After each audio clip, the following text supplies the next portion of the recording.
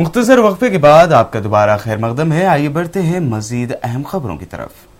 Telugu actor और Telugu Desam party leader मुरली मोहन ने कहा है कि पवन कल्याण को टीडीपी में शामिल होने की वो दावत देते हैं। उन्होंने कहा कि पवन कल्याण में अच्छी खुसूसियात है और उनको किसी भी ओहदे की ख्वाहिश नहीं है। ఉత్తమమైన భావాలతో ప్రజాసేవ చేయాలని రాష్ట్రాభివృద్ధి పాటుపడాలని వచ్చే ఏ పార్టీ అయినా సరే వారితో మేము సహకరించడానికి సిద్ధంగా ఉన్నాం. రాత్రి పవన్ కళ్యాణ్ గారు చెప్పినవన్నీ కూడా నాకు పదవులు ముఖ్యం కాదు, డబ్బు ముఖ్యం కాదు, రాష్ట్ర అభివృద్ధి నాకు ముఖ్యం అని చెప్పి అతను చెప్పిన దానికి మేము చాలా సంతోషించాం. తప్పకుండా అలాంటి వాళ్ళు కనుక దగ్గరికి వస్తే ఖచ్చితంగా వాళ్ళతో కలిసి పనిచేయడానికి మేము సిద్ధంగా ఉన్నాం. మేము ఆహ్వానిస్తున్నాం కూడా అతన్ని. सीपीआई के कायद नारायणा ने हफ्ते को कहा है कि 20 मार्च के बाद रियासत में उनकी पार्टी के दूसरी जमातों के साथ इत्तेहाद के सिलसिले में शफाफियत आ जाएगी। हफ्ते को मखदूम भवन में इस पार्टी का अहम इजलास मुनअक़द हुआ। इस इजलास में इस पार्टी के कौमी सेक्रेटरी ने शिरकत की। रियासत के साबिक डीजीपी दिनेश रेड्डी तेलुगु देशम पार्टी में शामिल हो सकते हैं। इससे पहले दिनेश रेड्डी ने अपने रिटायरमेंट की मियाद में तौसी न किए जाने पर साबिक कांग्रेस हुकूमत को शदीद तनकीद का निशाना बनाया था। दिनेश रेड्डी ने साबिक वज़ीर आला किरण कुमार रेड्डी पर इस सिलसिले में कई इल्जामात भी आयद किए थे। खबर है कि दिनेश रेड्डी बहुत जल्द तेलुगु देशम सदर चंद्रबाबू नायडू से मुलाकात करते हुए टीडीपी में शमूलियत इख्तियार कर सकते हैं। रियासत में आम इंतखाबात के पुरअमन इनेकाद के लिए अब रियासत इलेक्शन कमीशन की जानिब से हेलीकॉप्टर्स का इस्तेमाल किया जाएगा। रियासत इलेक्शन कमीशन के चीफ भंवर लाल ने हफ्ते को असम्बली हलकों के रिटर्निंग ओहदेदारों के साथ अहम इजलास मुनअक़द किया। इस इजलास में उन्होंने इंतखाबी तैयारियों का जायजा लिया। भंवर लाल ने कहा कि रियासत के दूर दराज इलाकों में इंतखाबी अमले को इंतखाबी मराकज तक पहुंचाने की गर्ज से उनके लिए रियासत में 7 हेलीकॉप्टर्स इस्तेमाल किए जाएंगे। उन्होंने मजीद कहा कि सीमा आंध्रा में 12 अप्रैल तक और तेलंगाना में 2 अप्रैल तक फहरिस्त राय दहिंदगान में नामों की शमूलियत की सहूलत रखी गई है। सरदार महल बल्दी दफ्तर में रिटर्निंग ऑफिसर वंदन कुमार और मीर चौक एसीपी और दीगर पुलिस अहदेदारों के साथ मीटिंग मुनअक़द की गई। इस मीटिंग में याकूतपुरा हल्का असम्बली में पोलिंग के दौरान पुलिस इंतजामात पर तफसीली बातचीत की गई। उन्होंने बताया कि रायदही के दौरान पुलिस एहलकारों को 3 शिफ्टों में तैनात किया जाएगा। वंदन कुमार का कहना था कि हल्का असम्बली याकूतपुरा में 29 पोलिंग बूथ्स कायम किए जा रहे हैं। उन्होंने मीडिया को पोलिंग के रोज इंतखाबी तैयारियों से मुताल्लिक़ तफसीलात भी बताई। Feasibility of the polling stations అదొకటి మెయిన్గా పోలింగ్ స్టేషన్లు ఎక్కడెక్కడ చేంజ్ చేయాలి, లేకపోతే అవసరం ఏముంది, అవసరం ఉందా లేదా అనేది each and every polling station యాంగిల్లో already we seen along with police people and our sectoral officers already the areas visited and places also seen. Even though once all we sitting here, sat here, we decide the each and every polling station today. टोली चौकी road पर वाक़े Mughal residency के रूबरू एक सड़क हादसा पेश आया। इस हादसे में एक शख्स हलाक और 2 जख्मी हो गए हैं। बताया जाता है कि एक प्राइवेट बस ने सड़क अबूर करने वाले शख्स को टक्कर दे दी, जबकि मोटरसाइकिल पर सवार 2 अफराद भी जख्मी हो गए। महलूक शख्स की शनाख्त नहीं हो सकी है। लंगर हाउस पुलिस ने मुकदमा दर्ज करते हुए इस मामले की जांच शुरू कर दी है। मेडिकल वेस्ट जोन एसोसिएशन की जानिब से एक प्रेस कॉन्फ्रेंस मुनअक़द की गई। एसोसिएशन के जिम्मेदारों ने अवाम से अपील की कि वो ऐसे मेडिकल शॉप्स में खरीदारी ना करें जो ज्यादा डिस्काउंट देते हैं। उनका कहना है कि ऐसे मेडिकल शॉप एक्सपायरी डेट की दवाइयां फरोख्त करते हैं। सिकंदराबाद के बेगमपेट पुलिस स्टेशन के हुदूद में कत्ल की वारदात पेश आई है। कत्ल की वारदात श्यामलाल में वाक़े पीएल्स अपार्टमेंट में पेश आई। महलूक की शिनाख्त 65 साला डॉक्टर लीलावती के तौर पर की गई है। खबर है कि इस कत्ल को 3 दिन का अरसा हो गया। रिश्तेदारों ने फोन किया तो कोई जवाब नहीं मिला, जिसके बाद डॉक्टर के रिश्तेदार घर पहुंचे, तब उन्होंने पुलिस को तलब कर लिया। पुलिस और रिश्तेदारों ने जब दरवाजा खोला तो लीलावती को मुर्दा हालत में पाया गया।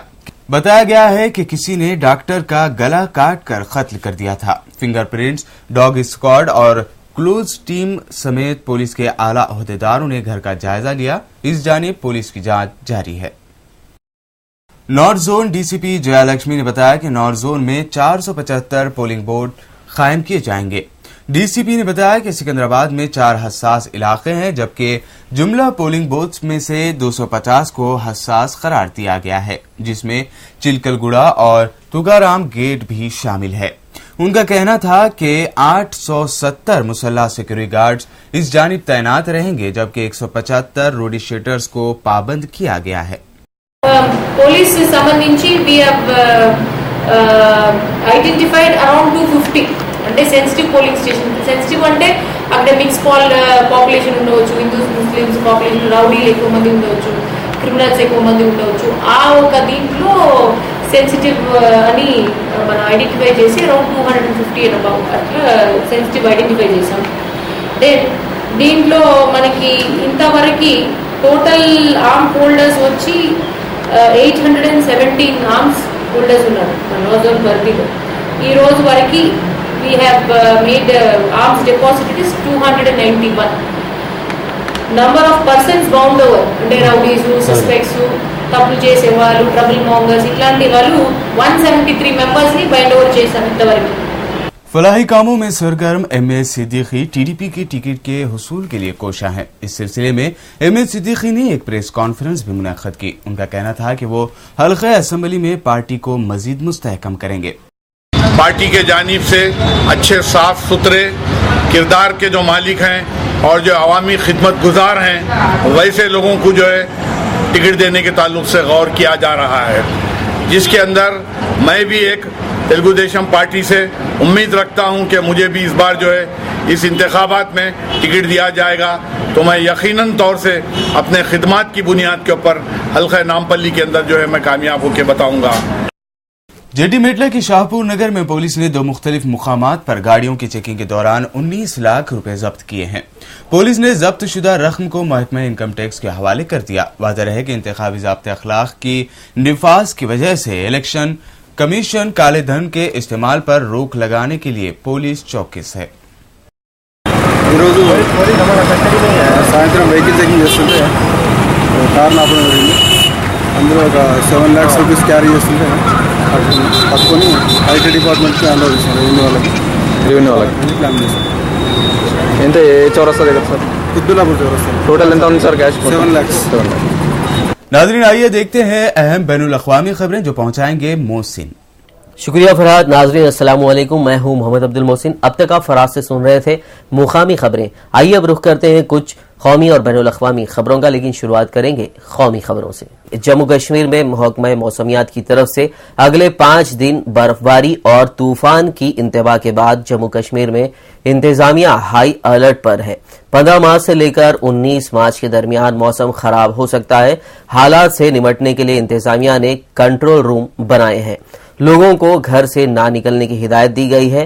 बर्फीले चट्टानों के खिसकने से अभी तक 10 से ज्यादा लोगों की मौत हो गई है। गौरतलब है कि मार्च में हो रही मुसलसल बर्फबारी ने वादी में आम जिंदगी मफलूज कर दी है। आलम यह है कि स्कूल और कॉलेज तक बंद करने पड़े हैं। सदर जमहूरिया प्रणब मुखर्जी ने हफ्ते के रोज लोकसभा इंतखाबात के दूसरे तीसरे मरहले के लिए नोटिफिकेशन जारी किया है। इन मराइल में 9 और 10 अप्रैल को दिल्ली समेत 18 रियासतों में 93 इंतखाबी हलकों के लिए पोलिंग होगी। 9 अप्रैल को 5 रियासतों में 7 लोकसभा सीटों और 10 अप्रैल को 13 रियासतों में 86 लोकसभा सीटों के लिए पोलिंग कराई जाएगी। छत्तीसगढ़ के नक्सल बस्तर में भी 10 अप्रैल को पोलिंग होना है। बीजेपी के वजीर आजम ओहदे के उम्मीदवार नरेंद्र मोदी के हाईटेक तशहीर तरीकों के जवाब में कांग्रेस के नायब सदर राहुल गांधी ने गूगल हैंगआउट का सहारा लिया है। हफ्ते को राहुल ने कांग्रेस कारकुनों से इस हाईटेक टेक्नोलॉजी से बराह रास्त बातचीत की।